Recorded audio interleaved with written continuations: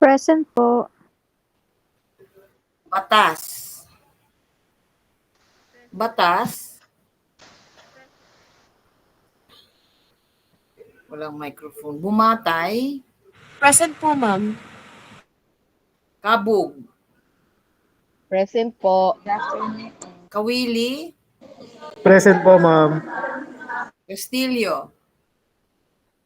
Present po, ma'am. Present. Coloma. Okay. Cruz, Jan. Present po. Cruz, Nicole. Present po. Quizon. Wala. Quizon. De Guzman, Jillian. Present po, ma'am. De Guzman, Lyrica. Present po. Digno. Present po. Ebin. Present po. Espiritu. Present po. Flores. Present po. Full chair. Full chair. Gahaton. Okay. Gahaton. Habal. Present po. Hernandez. Present po. Lagradilla. Present po. Madrideo. Madrideo. Malyar. Present po. Meharo. Present po. Nazaret. Present po, ma'am. Onop. Present po, ma'am. Pimentel. Present po. Rian Bonanza. Present po. Resplandor. Present. Rosalyn. Present. Soldao. Present po. Valera. Valera. Present po. Indian. Villanueva. Present po. Okay. So wala si full chair at saka si Quizon. Okay, so this is the last part. Sarap man makinig sa ano. Alice Goy. Nakikinig Alice Goy. But anyway, ano yung muna natin ito. Tapusin natin, sandali lang, 46 slides. So this is about the end of GUT. And the end of GUT. Valera, who's the president? Oh, yun, Valera. Chinek ko naman. You try and ask kung pwede 1 hour ang exam nyo. Kasi pwede nyo 100 din eh. Sayang yung grade. Taas sana. Kung nasagutan lang nyo lahat. Okay. And also, before I forget, go to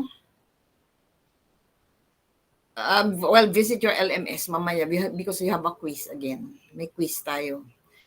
I forgot kung anong oras. Most probably 6:30 or 7. Gabi na. Para wala nang kompetensya sa net. And also, Villanueva, Justin. Ay, okay. Sinong pwedeng Sinong pwedeng mag-record? Kasi yung iba bukas daw may attendan na seminar. So, nagre-rely lang sila sa natin. Sa recording, video lecture. Sinong pwede? Malyar, ikaw na lang. Althea, ha? Yes po. Okay. So, we will start. Para makinig tayo kaya. Nagsisinungaling na naman si Alice Dugo.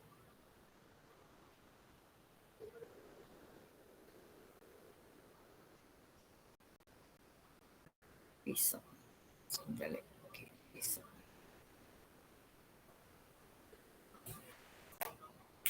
Ito lang gusto ko sa section to kasi palaging present lahat. Pati exams, present lahat. Yung iba may absent po 3, 4. Hirap maghabol eh. Anyway, so we will start with the lecture. It's acute renal failure. Okay, dalawa to, acute at saka chronic. Okay? Pag sinabing acute renal failure, bigla na lang nawala yung oliguria. Oliguria is decrease in the amount of urine output. Because what is the normal urine output? Dapat 30 to 60, di ba? ml. 1 ml is 1 cc, di ba? 1 ml is 1 cc. So, dapat at least the very least 30 hanggang 60 yun per hour. Tapos bigla na lang, so if you compute 30 times 24 hours, that is 720 cc. So, kung umabot na ng 400 cc in 24 hours, oliguria na yun. Ibig sabihin, something is wrong with the kidneys. Baka sirang-sira na. Okay? So, the kidneys are designed to maintain, okay, para saan ba ang kidneys? It filters the toxins in our body, removes the waste products of our body from the blood. Okay? Tapos, it also maintains the fluid balance in the body kasama ang mga aldosterone. Yun ang nag-maintain ng fluid component ng katawan natin. The kidneys make urine, which carries away those products of elimination and excess fluid. Okay, ang kidneys natin contains, aside from renin in your, na-explain na siguro sa fluids, ang renin, RAAS, renin, angiotensin, aldosterone system, which I will discuss again kasi kailangan pagdating natin sa cardio. Okay, it also makes hormones. Yung hormone na erythropoietin. Ano yun? Hormone yan that stimulates your buto, your bones. Nagsistimulate yung marrow, yung marrow sa buto para gumawa ng red blood cells. Kaya pag may problema sa kidneys, tingnan nyo, ang pasyente ay anemic. Anemic kasi kulang ng erythropoietin. Kulang ng hormone na erythropoietin, which kulang mag-stimulate ng paggawa ng red blood cells. Okay. The term renal failure describes a situation in which the kidneys have lost the ability to filter. Kasi yung iba niyan, yung waste products comes out as urine. Yung mga na-filter, yung iba, reabsorb by the circulation. Pasok ulit ng katawan. Yan. We'll go with the circulation. Yung toxins, yung waste products will come out as urine. Diba? So, pag hindi na nag-function na mabuti yung kidneys nyo, magbe-build up ang waste products, ang toxins. Kaya matotoxic na yung blood, which can be fatal. The reason why, pag may problema na sa kidneys, marami ng accumulated toxins in the blood, in the body, kailangan na mag-dialysis. Okay, ano ba yung dialysis na yan? Yung dialysis na yan, since ang kidneys nyo, yung nag-remove ng toxins, diba? Lilinis ng dugo mo. So what happens is, pag nag-dialysis ka na, yung dugo mo lalabas ng katawan mo pupunta sa dialysis machine. So ang dialysis machine will act as your kidney. If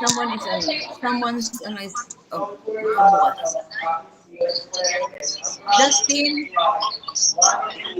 i-off. Paano ba mag-off? Naka-on ang ni Justin. Kaya maingay. Pwede ba mag-off? Mute. I will mute. Never mind. Mute mo na lang. Whoever can, ano. Okay. Okay. So, yung ano mo, yung dialysis, yung kidneys mo, since ang kidneys mo hindi na nagfa-function, so ang function ng kidneys ay mapapunta sa dialysis machine. Nakuha? Papunta sa dialysis machine. Ito.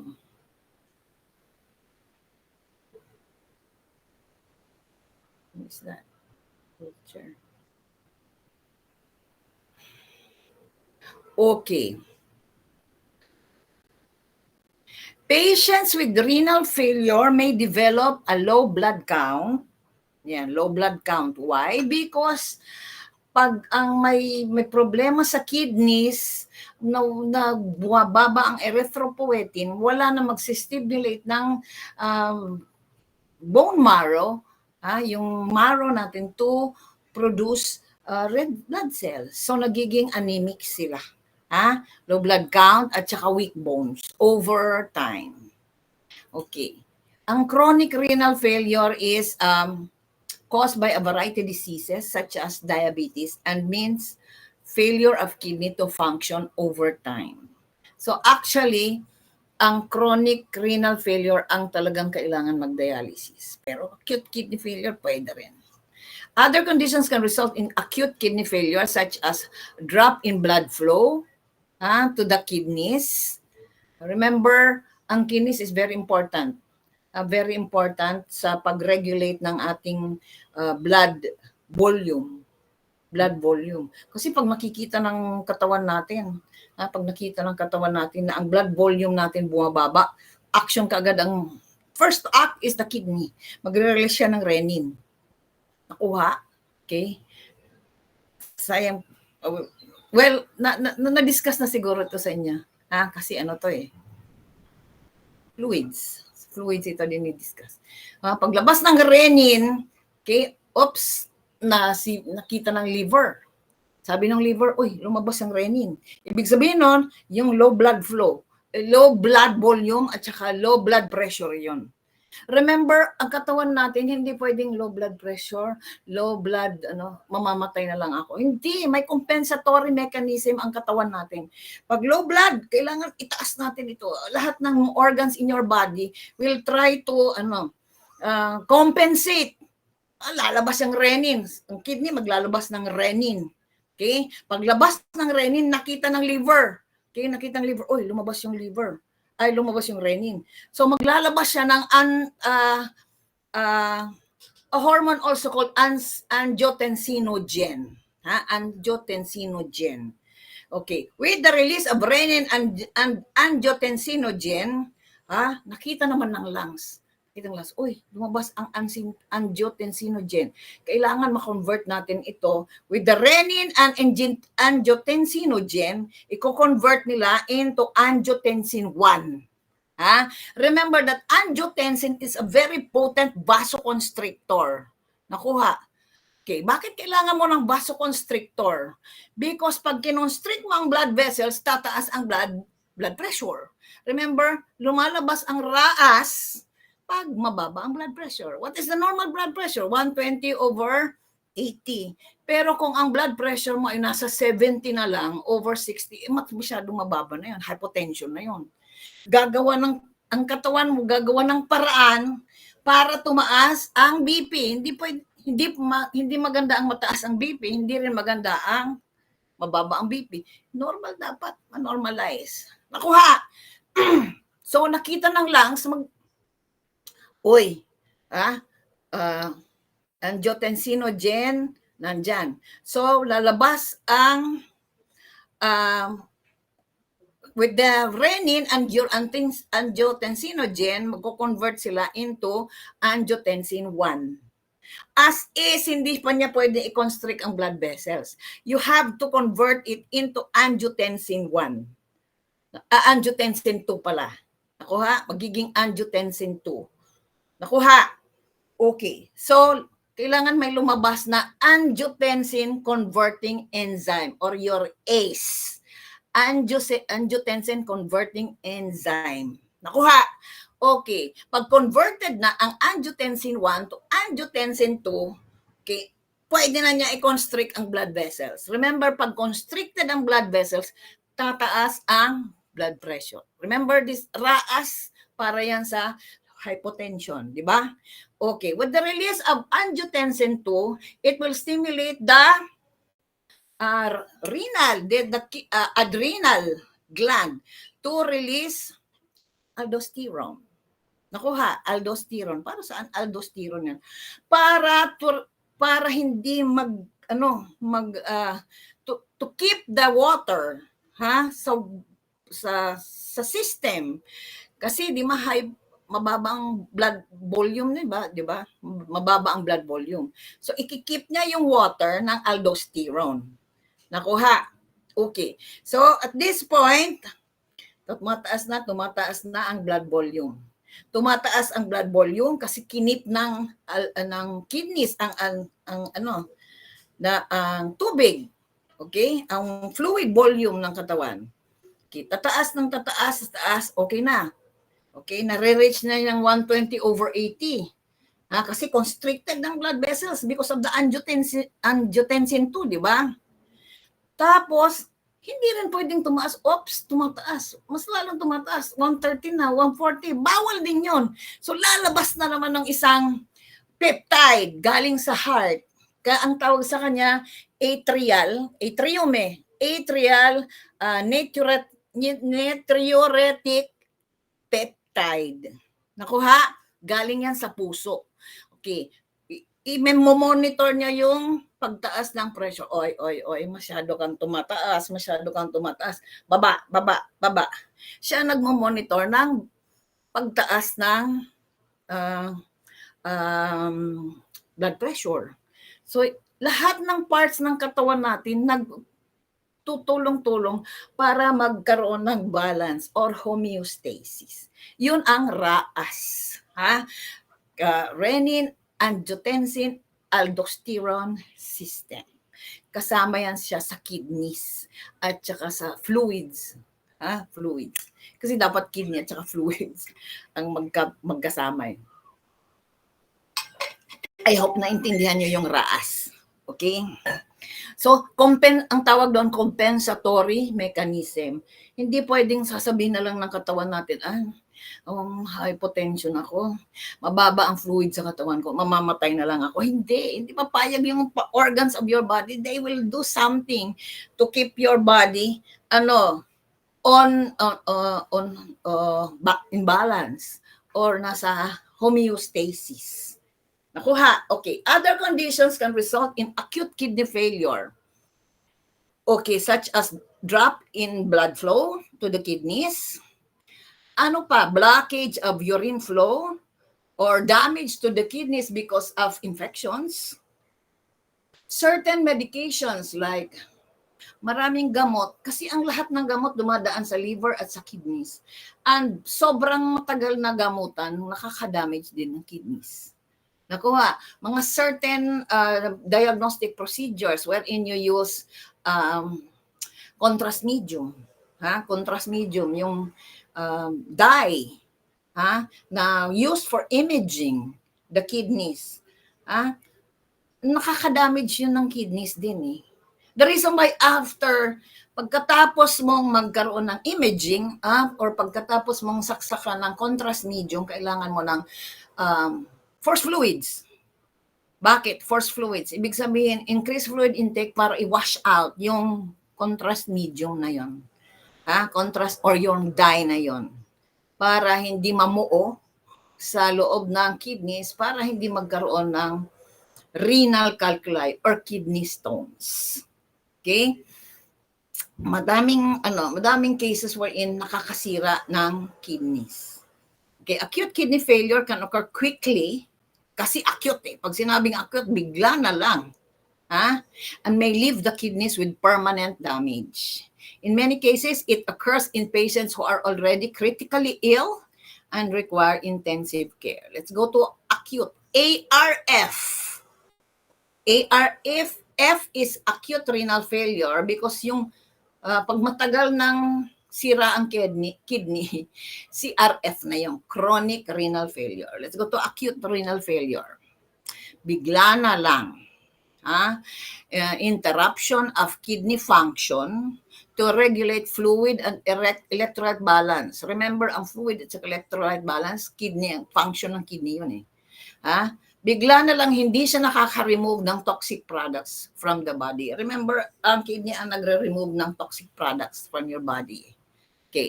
And the most important manifestation is oliguria. What is oliguria? Decreased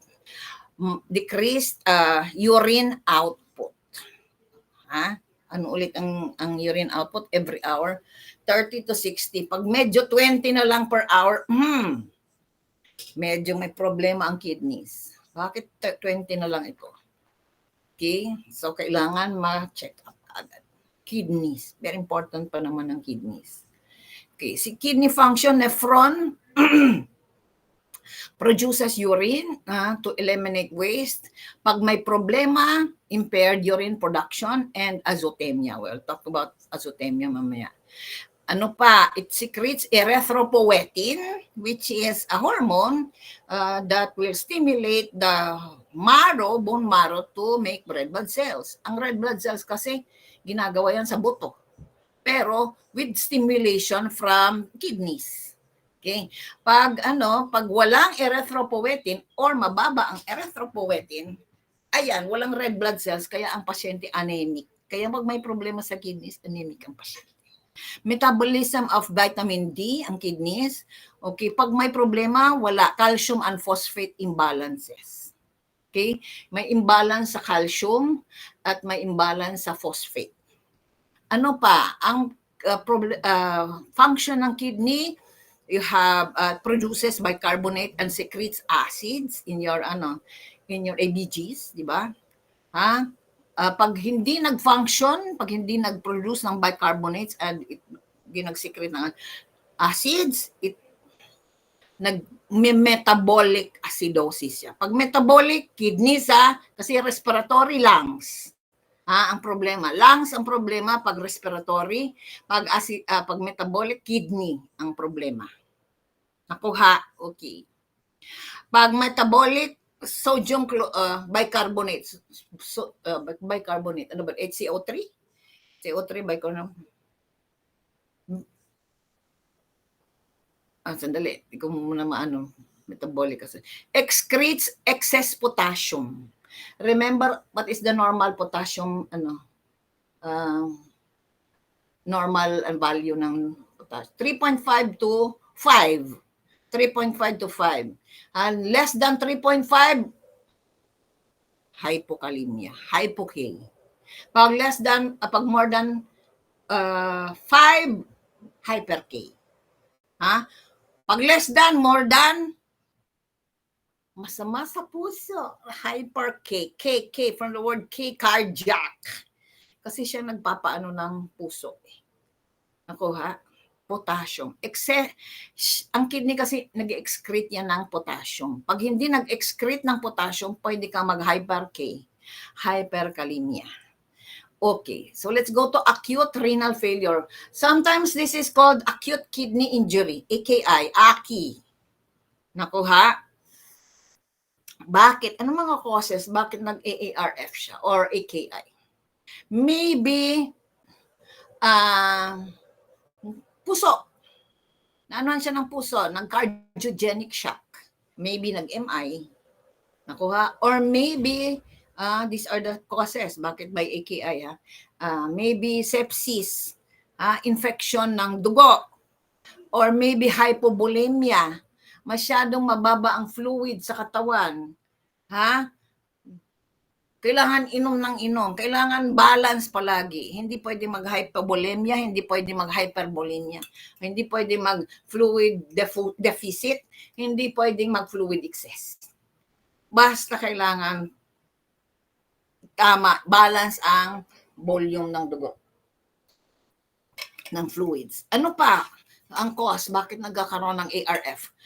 Medications na tinitake ng isang pasyente. Pag sobra kasi ng medications, kakasira din ng kidneys. Ano pa? Drug toxicity and rhabdomyolysis. Anong ibig sabihin ng rhabdomyolysis? Alam nyo, pag yung skeletal muscles mo, pag breakdown due to sobrang exercise. Sobrang exercise, yung muscles mo kung minsan nagba-breakdown eh. Due to high intensity exercise over a short period of time can lead to serious complication. Yung pwede rin maging toxic yun eh. Toxin, yung sobrang exercise, ang skeletal muscles mo na breakdown, can lead to serious complications such as kidney failure. Yun ay rhabdomyolysis. Tawag. Okay. So let's go to the different types of renal failure. Kasi mayroong pre-renal, may intrarenal, mayroong post-renal. Okay. Isa-isay natin. Pag pre-renal, pre-renal, ibig sabihin hindi pa dumadating sa kidney. Occurring before the blood reaches the kidney. Okay? What factors interfering with perfusion or blood flow and resulting in diminished blood flow to the kidney. Okay. Example of this would be congestive heart failure. Yan. May sakit sa puso. Nakuha? Pre-renal yon. Ang dugo hindi pa umaabot sa kidney. Ibig sabihin, before reaching the kidney, may problema na. Okay? Acute vasoconstriction. Okay? May hemorrhage, may bleeding, may burns, mayroong infection of the blood, septicemia, hypotension, and anaphylaxis. Ito yun eh. I'll show you a picture. Ito yun. If this is your kidney ito, di ba? Kidneys. This is your ureter. Ito yung ureter nyo. And this is your bladder. And this is your Bowman's capsule. And this is your urethra. Okay. Pag sinabing pre-renal, ang problema nandun pa, above the kidney pa. Ito pa, dito pa lang may sakit na siya, may problema na. At ang mga problema niyan is ito. Baka mayroon kung hindi makadaloy ang dugo papunta sa kidneys kasi mayroon vasoconstriction, constricted ang blood vessel, or maybe bleeding. Nag-bleeding ang pasyente dahil kaya ang dugo hindi na umaabot sa kidney. Nakuha nyo? Pre-renal yon. Or di kaya may burns. May burns. Okay? Hypotension. Mababa ang blood pressure. Okay? And mayroon siyang anaphylaxis, allergic reaction. Yun, pre-renal yun. Ibig sabihin, ito yung number 1. No? Ibig sabihin, dito pala ang problema, blood flow. Kumain ka ng sa kalsada, ng street food, hawker, good. Tapos nagsusuka ka. Hindi pa man umabot, nagsusuka ka na, hindi pa umabot sa kidney yung toxin, pre-renal yun. Pre-renal. Sudden and severe drop in blood pressure, okay, as in shock, or interruption of blood flow to the kidneys from severe injury or illness. Dito pa siya number. Kuha, okay. Intrarenal conditions, ito naman yung diretsong sinira ang kidneys. Ito na yun. Number 2, ito yun, kidneys. Intrarenal is direct damage to the kidneys by inflammation, maybe toxins, nakarating na sa kidneys. Intrarenal yun. Yung damage nakarating na sa kidneys. Direct damage to the kidneys by inflammation, maybe toxins, maybe drugs that nakakasira sa kidneys, maybe infection sa kidneys like glomerulonephritis, maybe nephritis, maybe nephrotic. Kasi kidneys na mismo yun. Okay? Reduced blood supply sa kidneys mismo. That is intrarenal. Intrarenal conditions that cause damage to the nephron, including acute tubular necrosis, endocarditis, may sakit sa puso, diabetes mellitus, okay, malignant hypertension, acute glomerulonephritis, diretso sa kidney ang sira. Tumors in the kidney, maybe blood transfusion reaction, okay, hypercalcemia, okay, mataas masyado ang calcium, okay, nagkaroon ng bato-bato tuloy sa kidneys, nephrotoxins, mga certain antibiotics, certain medications na very toxic to the kidneys, X-ray dyes, pag nag-ano ka, yung mga ini-inject sa'yo papuntang kidneys mismo para makita mo yung kidney. Yan, mga pesticides, anesthetics, these are all intrarenal because it causes direct damage to the kidneys. Pag sinabi mong post-renal, ito na yung post-renal. Ito na yon, yung number 3, number 3. Ito na yung pababa. Maybe decreased blood flow to the bladder. Okay, yun.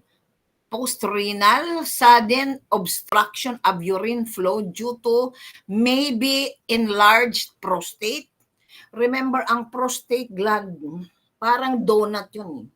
Donut, na pumapasok doon ang urethra. Prostate, lalaki lang to lalaki. Kasi wala tayong mga prostate, mga babae. So, ang prostate gland is ganito. Nakuha? So, dito dumadaan ang urethra. Nakuha. So, pag mayroong pag lumaki ang prostate gland, naiipit niya yung urethra. Nakuha? Kaya sudden obstruction of urine flow. Dito na yung banda Dito na yung banda. Kaya mula dito hanggang, pag ang problema is mula dito sa ureter, bababa hanggang bladder, hanggang prostate, hanggang urethra. Pag ang problema nandyan, post-renal ang problema. Nakuha? Post-renal. Sudden obstruction of urine flow due to enlarged prostate, or maybe because mayroong na kidney stones, maybe mayroon kang bato sa bladder, kaya hindi maganda ang daloy ng dugo palabas. Hindi dugo, hindi maganda ang daloy ng urine palabas. Urine na to, urine. Nakuha, kaya post-renal siya. Okay, kidney stones, bladder tumor, or injury. Mechanical obstruction anywhere from the tubules or the ureters to the urethra. Basta ang problema mula sa ureter hanggang sa urethra, maybe due to calculi stones. Calculi maybe due to benign prostatic hypertrophy. Ibig sabihin nun, lumaki ang prostate, kaya naipit ang mga blood, yung urethra, naipit. So hindi maganda ang urine flow palabas. Ano pa, tumors, maybe strictures, maybe nag-clot noon. Basta yung daanan ng ihi, may problema, post-renal yun. Okay, post-renal failure. Okay, so acute renal failure, there are 3 phases of acute renal failure. You have your oliguric phase, your diuretic phase, and your convalescence. When you say convalescence, gumagaling na. Recovering na siya. Nakuha? Okay. According to Brunner and Sudart, before I forget, sa Brunner and Sudart, next after the midterms kasi, na tayo, face-to-face, whenever you go to school, you have to bring your book. Because I will check. When I check the attendance, you have to show me your book. Kasi hindi lahat pwede i-lecture ng lecturer. Kasi kung there are 100 na sakit, maybe makaka-lecture kami ng maybe 50 or 60. Yung iba, you have to supplement by reading. Kailangan basahin nyo. Pag hindi naintindihan, ano nga ibig sabihin ng post-renal? Ano ibig sabihin ng kailangan basahin nyo.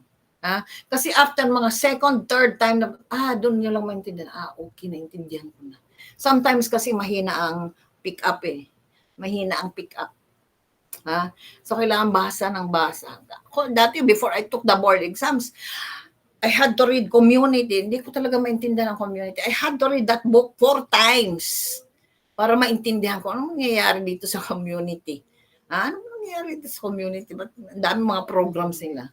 I had to read it 4 times and below good enough. Kasi pagdating ko doon sa exams, yung binasa ko, yun ang nasa boards. Yun nasa board exams. Nakuha?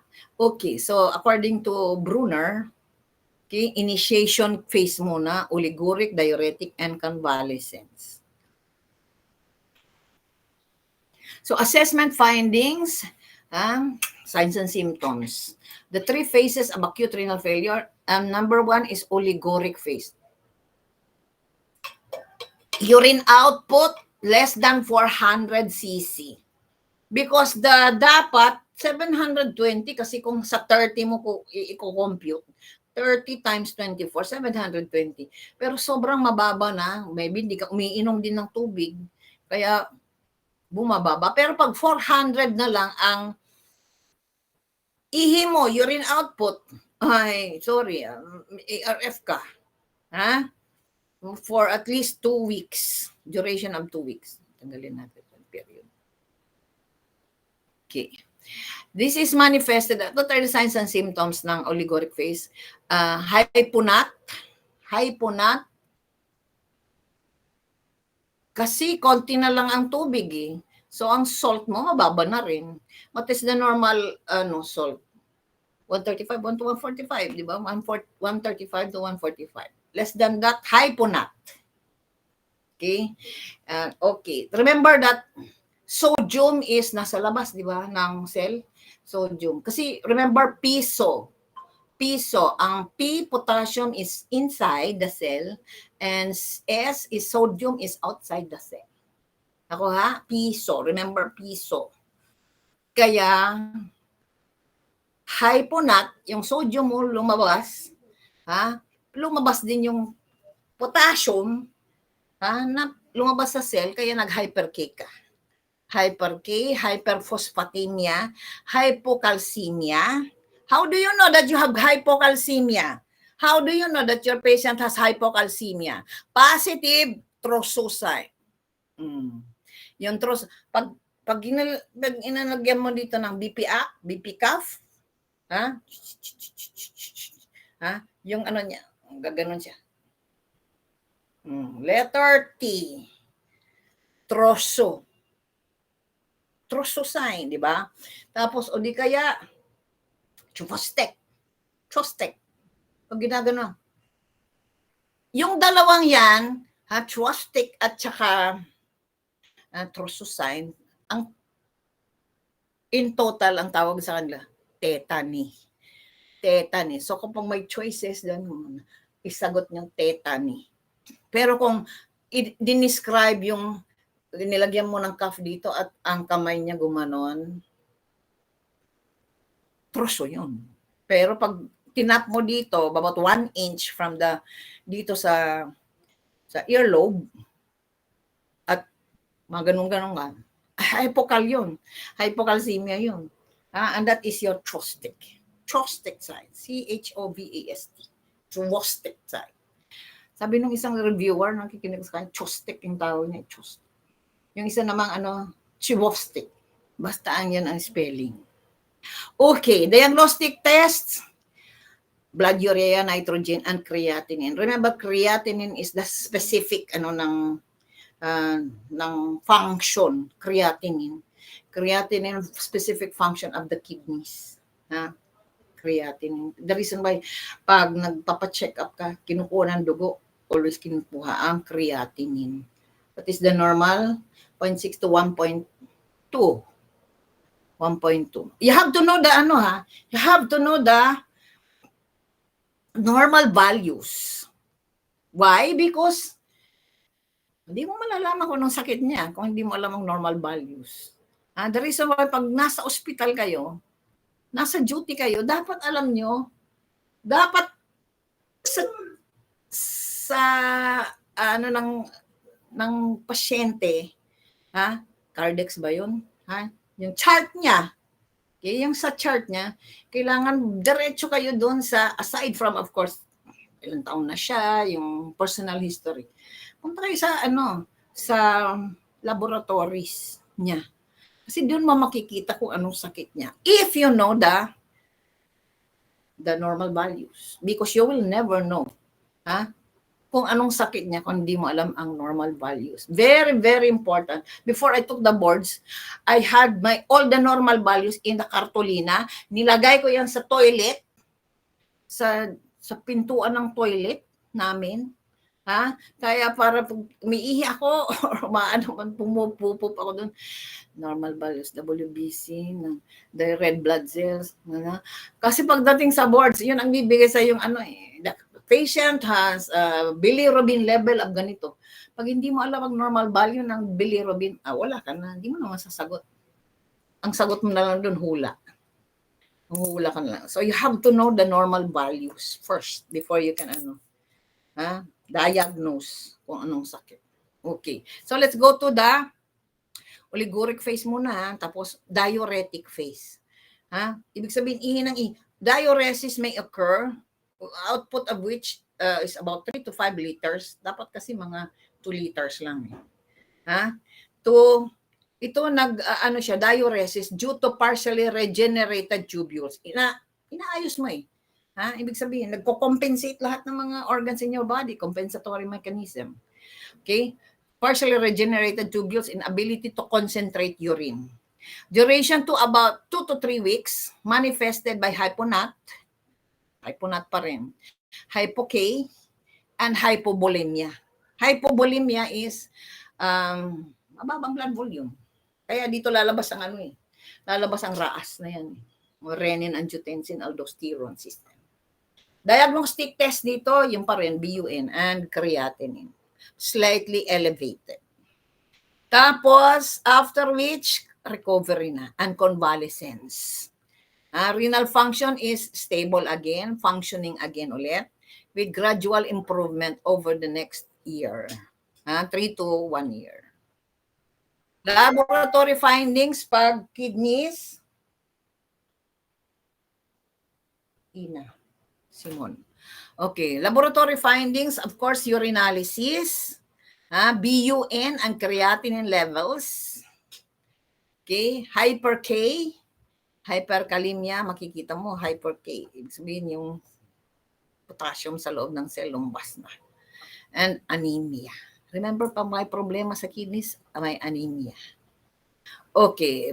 Ano ngayon ang responsibility mo dito? Nursing interventions. Monitor and maintain fluid and electrolyte balance. So you have to know all the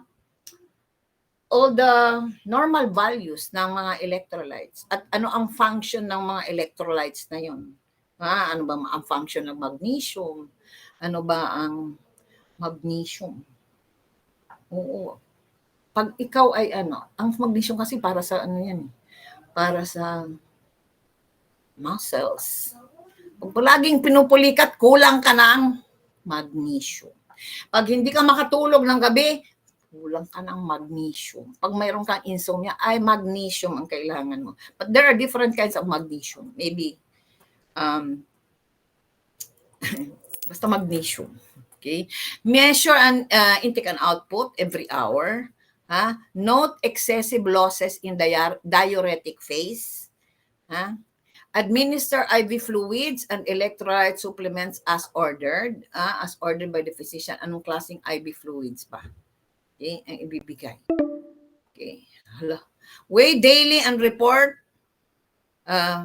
gains. Remember na pag medyo nagwe-weight gain ka na, ibig sabihin baka nag-edema ka na. Because ang edema is manifested by weight gain. And then, of course, you have to monitor laboratory values. Always very important yan, the laboratory values. Because you'll never know the sakit hanggat hindi mo alam ang mga normal values ng mga laboratories. Assess, treat fluid and electrolyte balance, usually IV yan, and acid-base imbalances as needed. Monitor alteration in fluid volume. So, monitor vital signs. You have monitor mo ang vital signs niya. And CVP, central venous pressure. Ano yun? Ang central venous pressure is a catheter that is inserted usually in the femoral artery or femoral vein.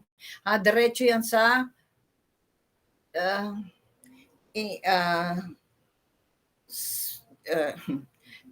inferior vena cava, IVC. Inferior vena cava, papunta sa right atrium, papunta sa right atrium, right ventricle, pulmonary artery. Diyan siya magre-rest. Magre-rest ang artery ninyo ng very, very maliit lang. Para saan yun, CVP? Imo-monitor niya ang iyong fluid status. Imo-monitor at saka imo-monitor niya, CVP. Imo-monitor niya ang pressure sa right atrium. Right atrium. Nakuha? Yan, CVP. Weigh the client daily just in case kailangan mo makita ko baka nag-ano siya. Nag-edema. Maintain strict intake and output records. Ibig sabihin, dapat kung anong pumasok na fluid sa loob ng katawan, dapat yun din ang lumabas. Kasi pag hindi lumabas, saan siya? Baka nasa peritoneal cavity. Okay. Ano pa? Hello? Ilang minutes pa? How many more minutes? 13 po. 13 minutes Please po. tell me pag mga 3 minutes na lang. Okay. Okay. Ano pa? ARF, assess every hour for fluid volume mataas, hypervolemia. So, maintain adequate ventilation, restrict fluid intake pag may hypervolemia na. Okay? And administer diuretics and antihypertensives pag hypervolemic na siya. Fluid volume excess yan. Okay, baka mag-circulatory collapse siya. Okay. Ano pa? Optimal nutritional status. Administer total parenteral nutrition as ordered. Okay? Administer enteral feedings. Ano to? Enteral feedings, di ba ano to? NGT. Okay, check for residual and notify physician if residual volume increases. Restrict protein intake to 1 gram per kilogram per day. Restrict kasi hyperkalemia na siya eh. So restrict potassium intake, high carbohydrate diet, and calcium supplements. Kasi kidney na ano yung calcium. Prevent complication from impaired mobility. Remember, ang pasyente nito pag bedridden siya. Pag bedridden siya, mayroon kasing madaming complications ng immobility.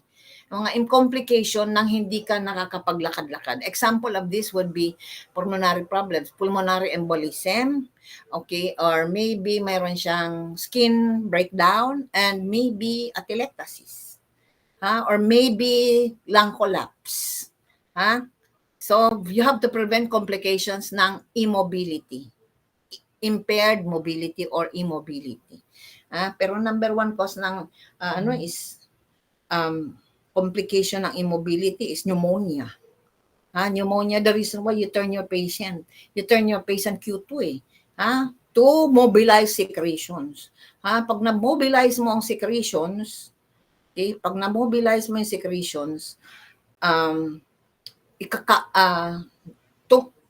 nag-change ng position, nag-change ng location, ang namumuong mucus.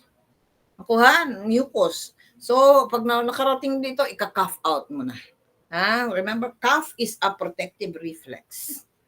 Nakuha? Okay. Ano pa? Prevent fever or infection. Assess for signs of infection. Always assess for, remember that kidney to eh. So, catheterization is a septic technique. A septic technique. Why? Because remember, also yung balloon sa catheter, di ba, catheterization, inalalagay mo dun sterile water just in case sumabog yun, sterile siya so hindi siya wala siyang siya makaka-cause ng infection. Why bakit aseptic technique? Because this is your bladder. Remember, nakakabit sa bladder yung ureter mo. Dalawang ganun, no? Papunta sa, anong nandun sa taas? Kidney. Pag nagkaroon ng infection yung bladder mo, baka umakyat yung infection. Papunta sa kidney. Aside from pyelonephritis ka na, pwedeng mag-kidney failure. Support client, significant others, and reduce relieve anxiety. Provide care for the client receiving dialysis. Dialysis. Provide client teaching and discharge planning concerning adherence to prescribed dietary regimen. Yung mga pagkain na hindi nakakasira ng kidneys. Okay? Signs and symptoms of recurrent renal disease, importance of planned rest periods, use of prescribed drugs only. Kasi nakakasira din yung mga supplements, sa sobrang daming supplements, pampaganda. Pampaganda.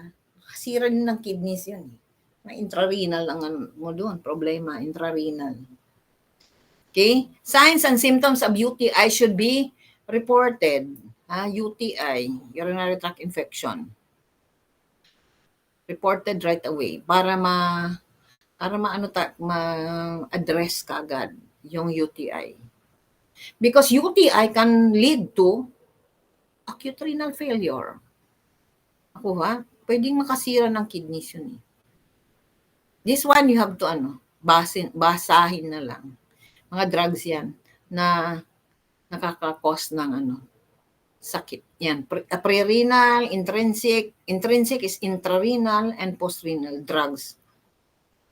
Let's go to CRF or chronic renal failure. May time pa? Meron pa. Natutulog na kayo, Hello? 7 minutes pa po, ma'am. 7 minutes. Pwede ba tayong let's leave here na lang tapos kasi medyo mahaba-ba ito para hindi maputol. Let's leave here tapos make another someone has to make another link kasi nag-lecture din ako kaninang umaga, 1:07. So I think ubos na yung ko. Ubos na yung aking Gmeet. Okay? Labas muna tayo dito. Let's get out of here.